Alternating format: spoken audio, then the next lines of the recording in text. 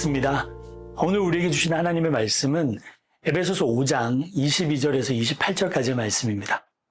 제가 읽어드릴게요. 주님의 말씀을 들으십시오. 아내들이여 자기 남편에게 복종하기를 주께 하듯 하라. 이는 남편이 아내의 머리됨이 그리스도께서 교회의 머리됨과 같음이니 그가 바로 몸의 구주시니라. 그러므로 교회가 그리스도에게 하듯 아내들도 범사에 자기 남편에게 복종할지니라. 남편들아 아내 사랑하기를 그리스도께서 교회를 사랑하시고 그 교회를 위하여 자신을 주심같이 하라. 이는 곧 물로 씻어 말씀으로 깨끗게 하사 거룩하게 하시고 자기 앞에 영광스러운 교회로 세우사 티나 주름 잡힌 것이나 이런 것들이 없이 거룩하고 흠이 없게 하려 하심이라. 이와 같이 남편들도 자기 아내 사랑하기를 자기 자신과 같이 할지니 자기 아내를 사랑하는 자는 자기를 사랑하는 것이라. 아멘. 오늘은 부부관계에 대해서 말씀을 나누려고 합니다. 오늘의 이 말씀은 부부만 알아서 될 일이 아닙니다. 애가 하나 태어나면 애 혼자 알아서 살아남는 것이 아닙니다. 온 가족이 도와줘야 되죠.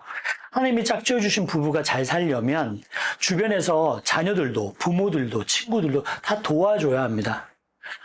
결혼 안 한 분들도 그리고 결혼을 실패한 분들도 다 함께 결혼한 부부를 격려하고 지지하고 기도해 줘야죠. 왜냐하면 결혼은 상처 입도록 내버려 두기엔 너무 아름답고 소중하니까요. 한 노부부가 공원 벤치에 앉아 있었습니다.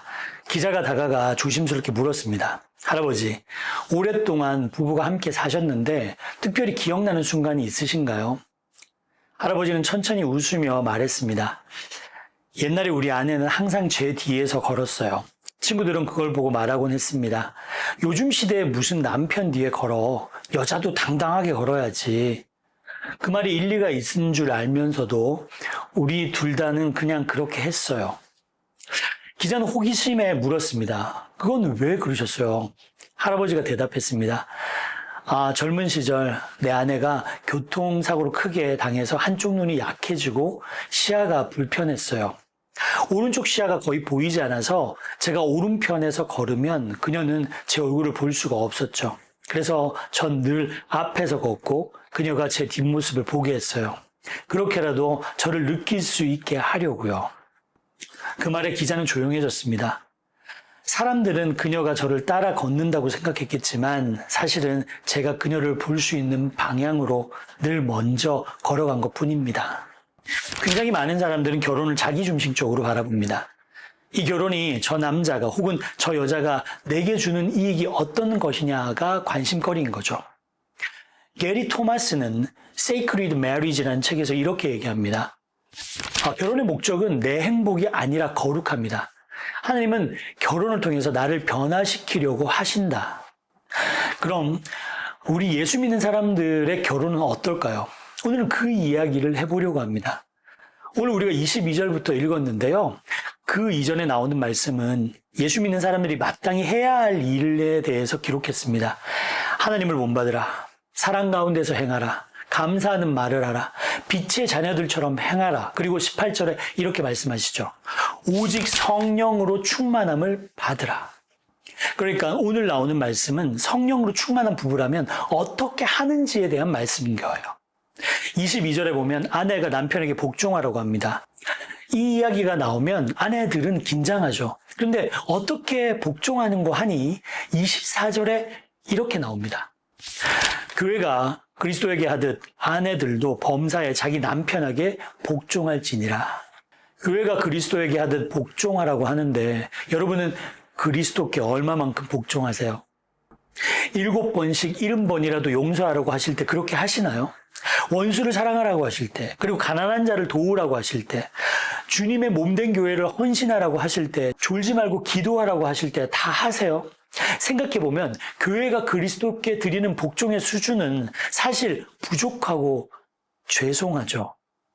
그런데 아내가 남편에게 복종하는 것은 딱 그 정도로 하면 된다고 해석할 수 있지 않겠어요? 반면에 25절의 말씀을 보면 남편은 아내를 이렇게 사랑하라고 하죠. 남편들아 아내 사랑하기를 그리스도께서 교회를 사랑하시고 그 교회를 위하여 자기를 주심같이 하라.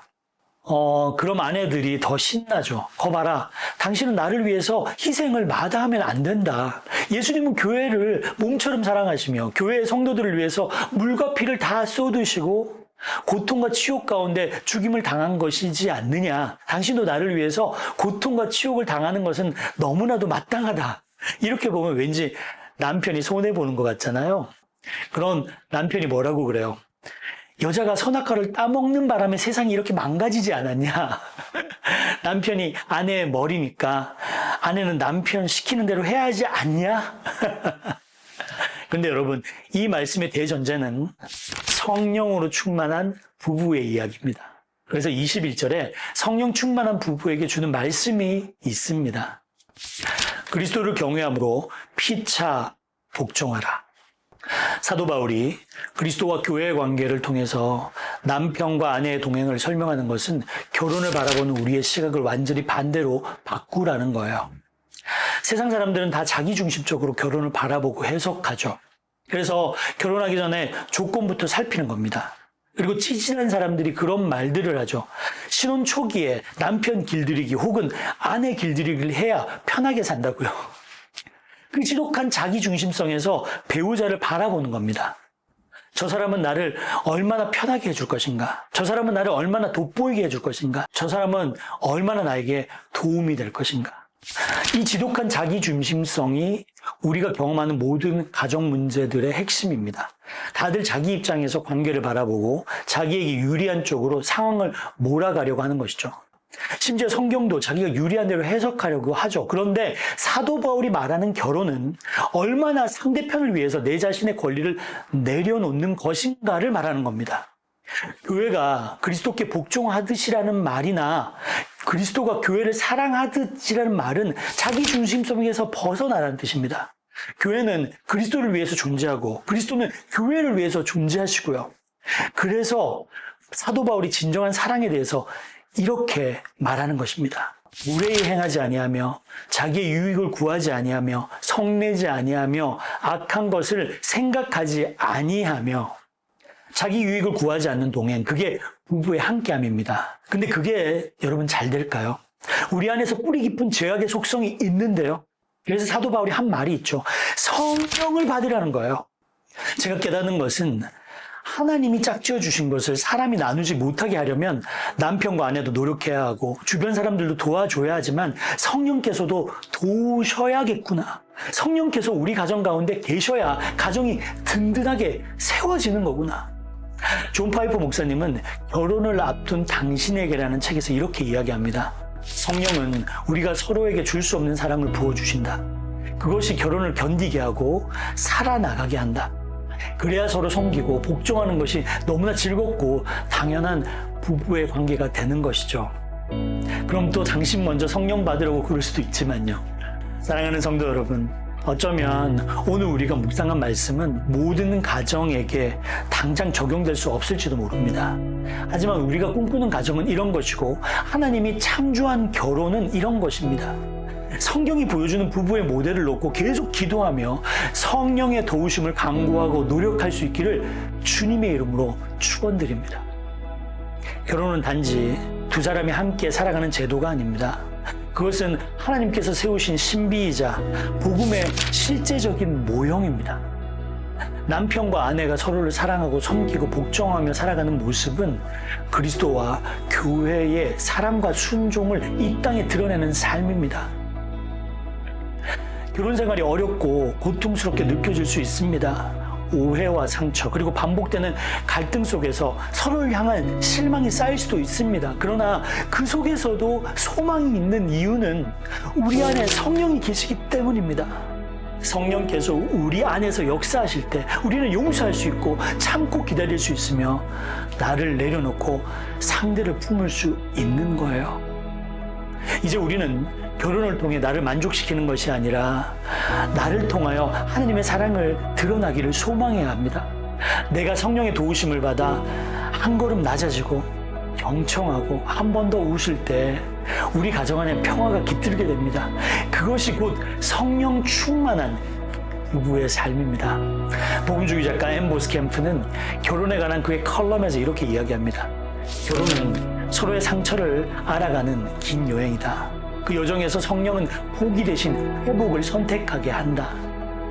부부가 함께 성령의 인도하심을 구하십시오. 그리고 공동체는 그 부부를 위해서 기도하고 지지하며 가정을 세우는 일에 함께 동역하십시오. 그렇게 성령 안에서 든든히 세워지는 가정은 이 땅에서 하나님의 나라를 가장 아름답게 보여주는 증거가 될 것입니다. 사랑하는 여러분, 오늘 이 말씀이 우리 안에 거룩한 갈망을 일으키기를 바랍니다. 성령 안에서 진정한 부부의 함께함이 회복되기를, 그리고 우리가 세상 속에서 그리스도의 사랑을 살아내는 가정이 되기를 주님의 이름으로 축원드립니다. 여러분 잊지 마십시오. 하나님은 우리와 함께 하시며 성령께서 결혼을 통해 하나님과 함께하는 위대한 여정을 걸어나가게 하실 것입니다.